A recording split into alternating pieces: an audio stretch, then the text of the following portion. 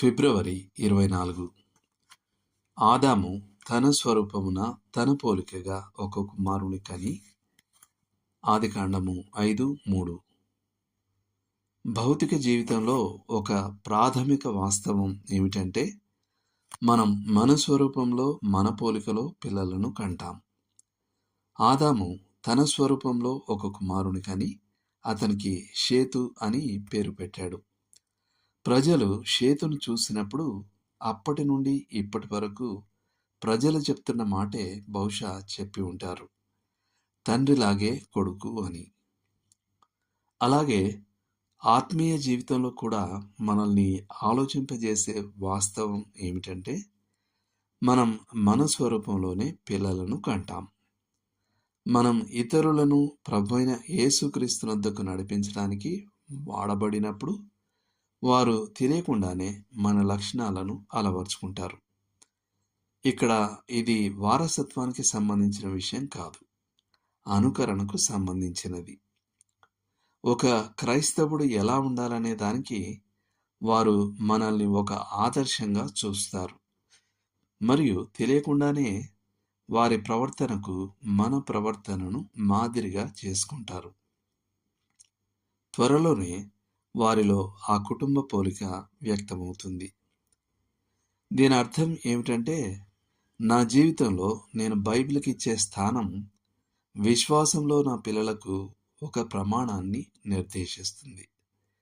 ప్రార్థనపై నేను పెట్టే ప్రాధాన్యత వారి ప్రాధాన్యత కూడా అవుతుంది.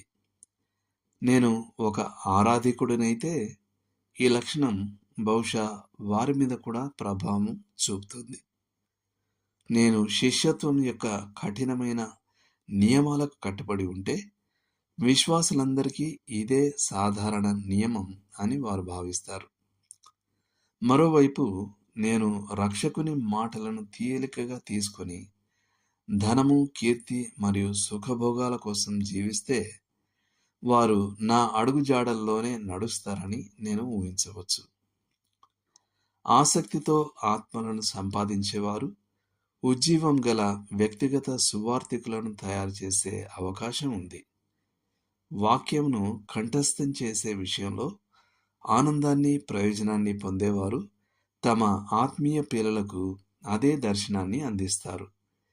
మీరు సంఘ కూడికలకు హాజరయ్యే విషయంలో క్రమంగా లేకపోతే మీ చేతి క్రింద శిక్షణ పొందుతున్న వ్యక్తి భిన్నంగా ఉంటాడని మీరు ఆశించలేరు.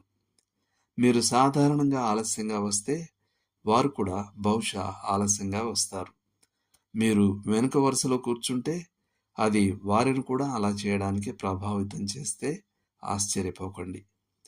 మరోవైపు మీరు క్రమశిక్షణతో, నమ్మకంగా, సమయపాలనతో మరియు చురుకుగా పాల్గొనేవారైతే మీ తిమోతిలు మీ విశ్వాసాన్ని అనుసరిస్తారు.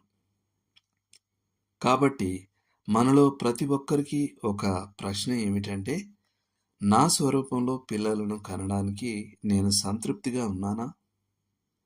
అపోస్తలుడైన పౌలు ఇలా చెప్పగలిగాడు, నన్ను పోలి నడుచుకొనుడని మిమ్మును బతిమాలు కొనుచున్నాను.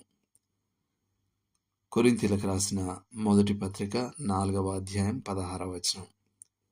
మనము అలా చెప్పగలమా? దేవుడు మిమ్మును దీవించునుగాక. ఆమేన్.